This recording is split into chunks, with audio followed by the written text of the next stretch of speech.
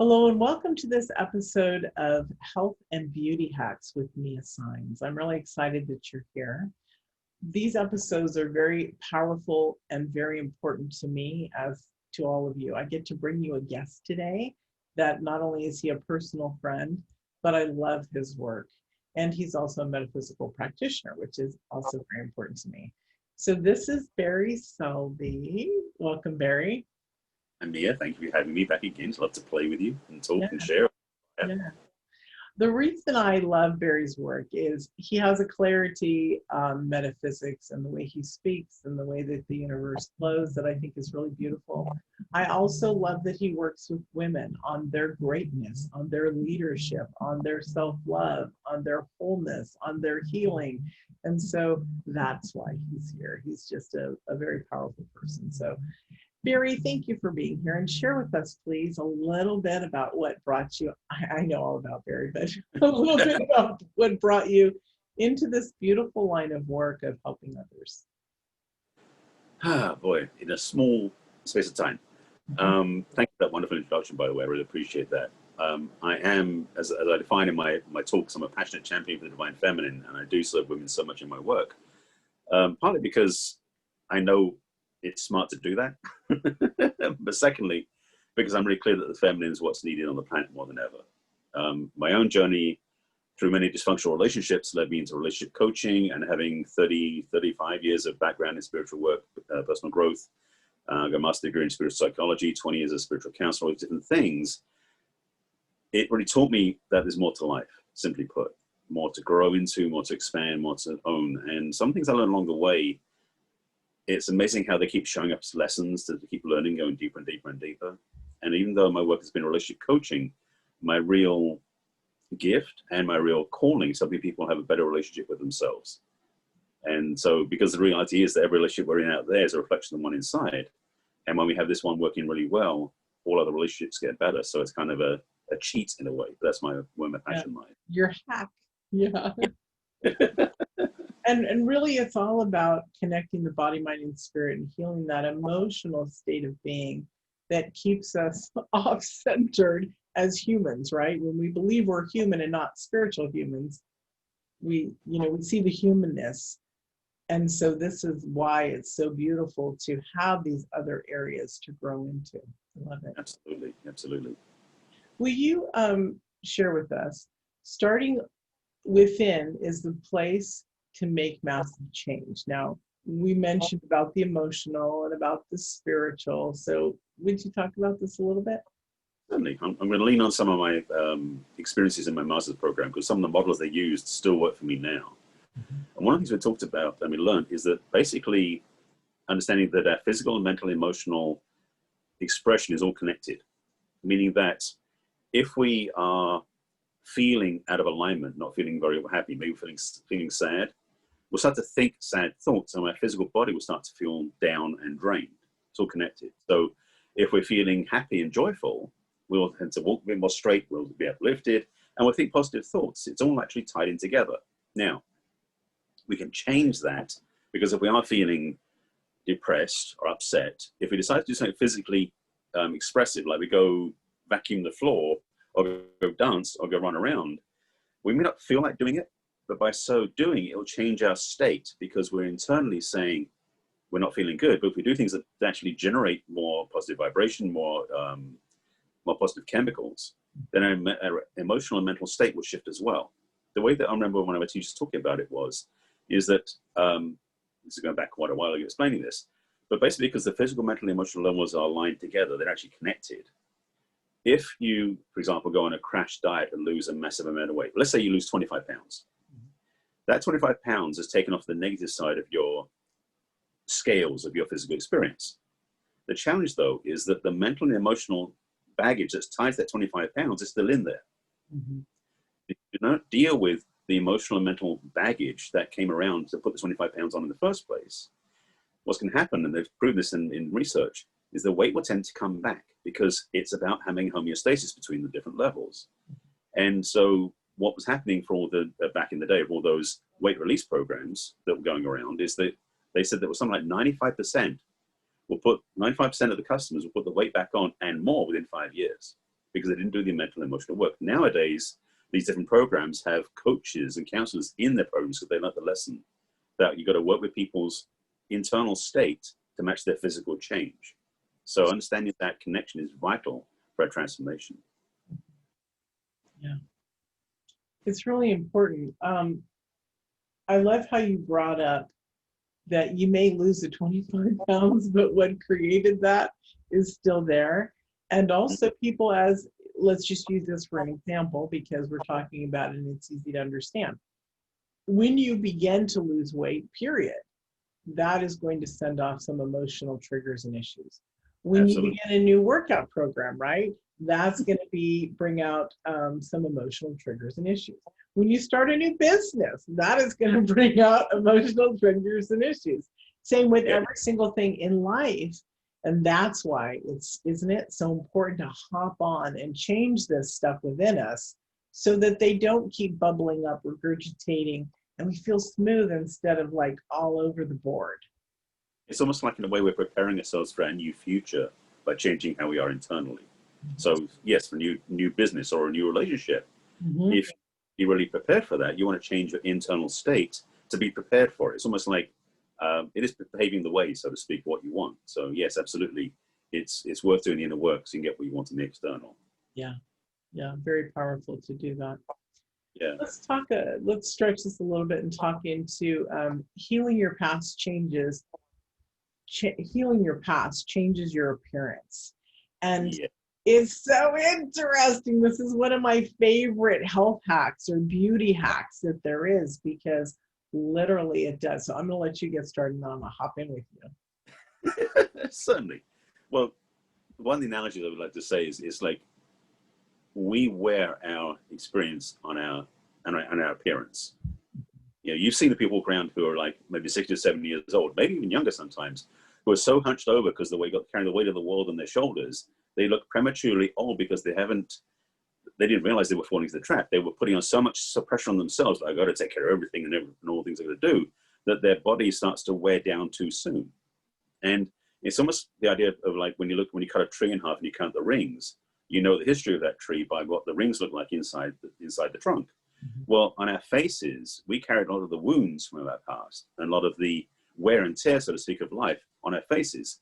However, when we do, as you said, when we go back and do the inner work, and we start to really make peace with, to love ourselves and heal those past traumas, our physiology will change to adjust to match it. Same as we said earlier about how the physical and mental and emotional levels are tied together, so is our inner beauty, our inner light that's been probably, perhaps, I'll say probably or perhaps, either one, suppressed inside because of our doubt about ourselves or our past issues, angers, hurt feelings, heartbreak that's been carried around forever.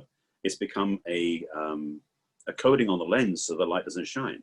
But when you start to heal those things, then our inner beauty shines brightly. So that appearance that we bring to the world is more authentic and less marred by other problems or other past issues.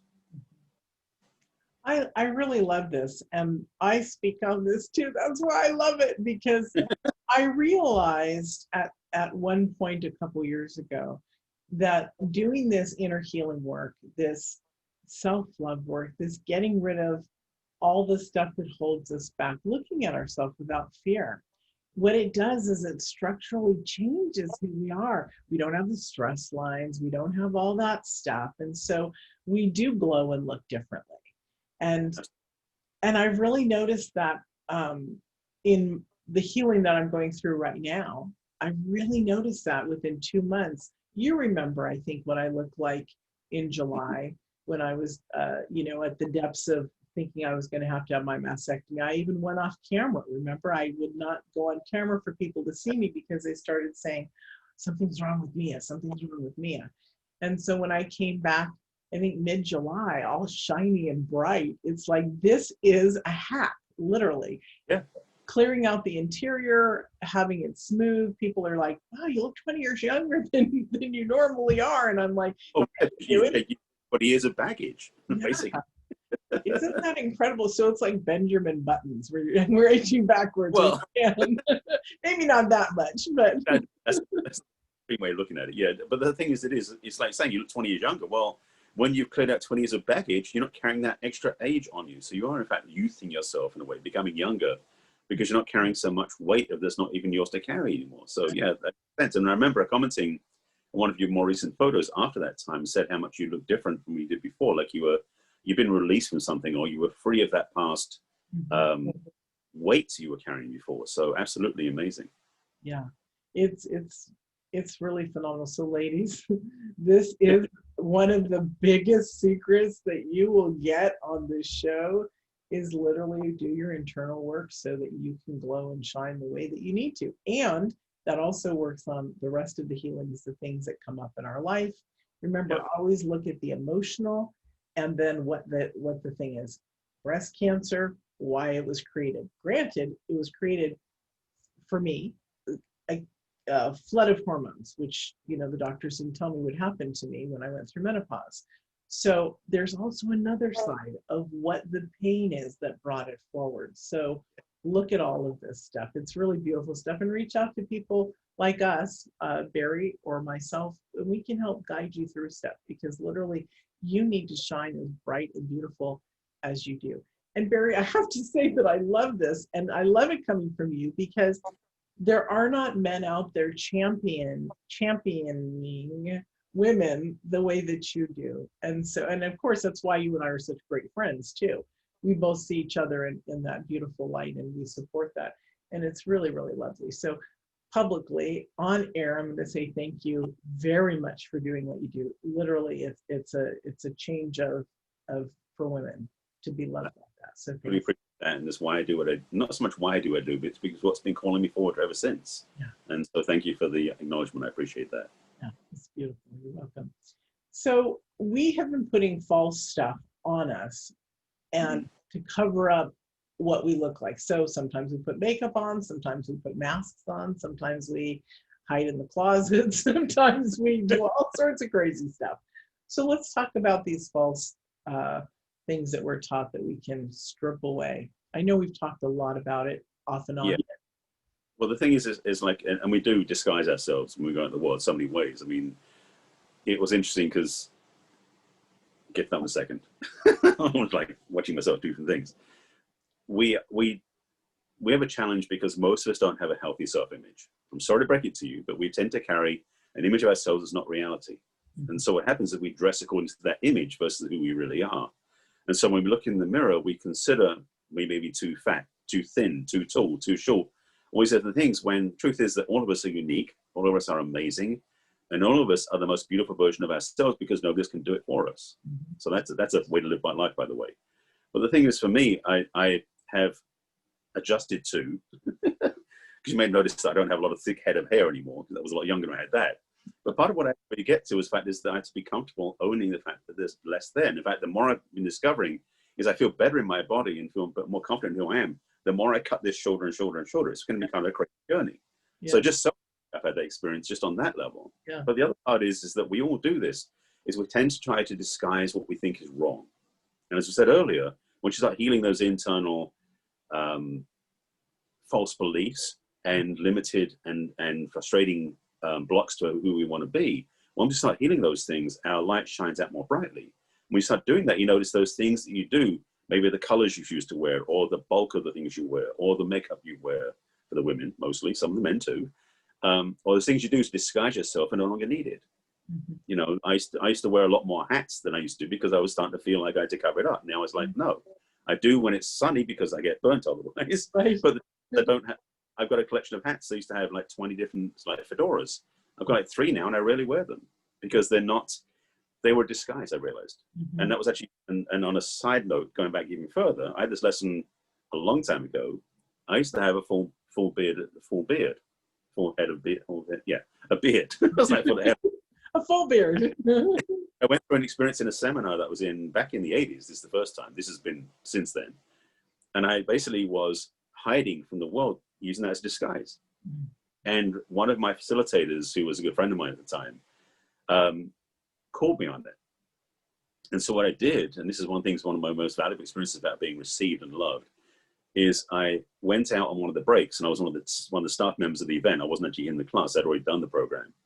I went, and they had in the room, because this is one of the things they teach in the rooms about really becoming clear for the men, is I went and shaved off my beard and mustache for the first time in probably 15 years. Went back in the room feeling very naked and exposed, because suddenly I had this white, baby face. And the next thing they're doing, the exercise, was to have people go up from the room and receive positive feedback from the people in the room. And I remember standing there, and there were probably 40, 45 people in the room, including the staff. And I was inundated, absolutely flooded with love and appreciation and compliments. And I was flying high for quite a while after that. But the reality was, what I got was my image of myself didn't match the reality of who I was. And so again, back to the mirror. When we look in the mirror, we don't always see who we really are. And we start to judge ourselves as not being as amazing as we really are when our light shines forward. Again, shining your light forward from having clarity and having release of that past baggage makes you more beautiful than you perhaps even see. So being willing to take off some of those protections and adjustments that aren't making you, less, let's go another way. When you no longer need to wear those disguises, then you start to own your beauty more powerfully. I'll say it that way. It's interesting. I was just reminded of my mother, bless her. She used to take 2 hours every day putting on her makeup. Maybe it was her whole routine, but it was, she owned a makeup company when I was a child. She was so into it. So was my sister, and I went the other way. I'm wearing this is as much makeup as you're going to see on me. It's just a little bit here and there to add a little bit of sparkle. The thing is I felt so bad for her as she aged, because she was so defined by her face with her makeup on, that if she didn't, she couldn't go out, or she wouldn't do this, or she wouldn't do that.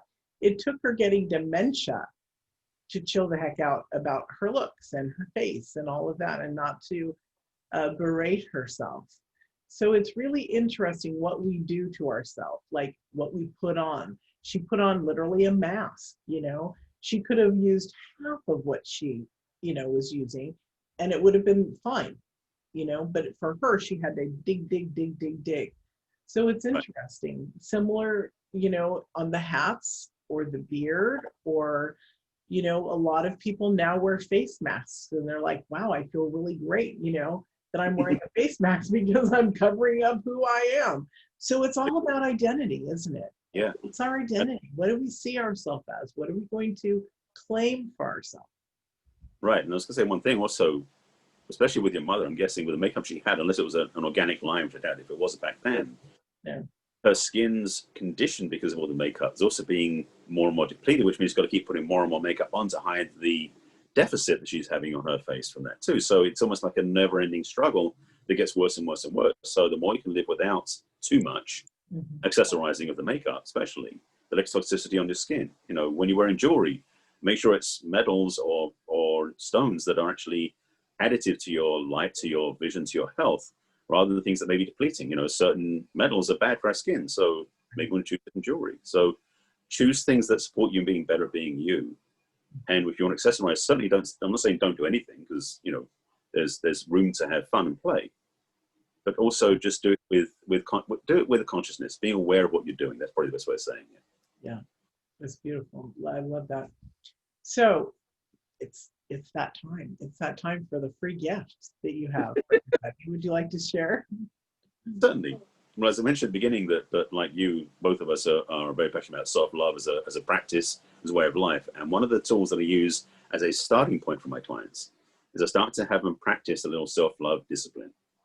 So I'm offering basically the written version. I have an audio product that I sell, but there's a written version of a guided meditation that is an AM and PM meditation that you use to really start to release the mental chatter and become centered in your heart and start loving yourself. So that's a guided meditation that I'm offering my site, free gift, and the link will be in the comments, I'm sure, so you can come get it whenever you want. I love that. That's really beautiful. Thank you. My pleasure.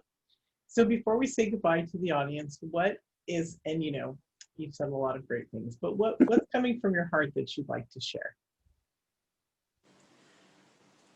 I did sort of mention it a bit earlier, but basically I would say that you're the best you that you can be, because nobody else can be you. So why not celebrate that, love yourself, take care of yourself, and enjoy being the most radiant you that there is. I love that. That's so beautiful. That's really beautiful. In fact, that's so beautiful. That's really beautiful. Okay. Thank you. Thank you, Barry, for joining us. It was lovely to have you. I get these little spurs and I'm like, oh, wow, that's really lovely. And really, so thank you. My pleasure. And thank you, everyone, for joining us. And we'll see you in another episode of Health and Beauty.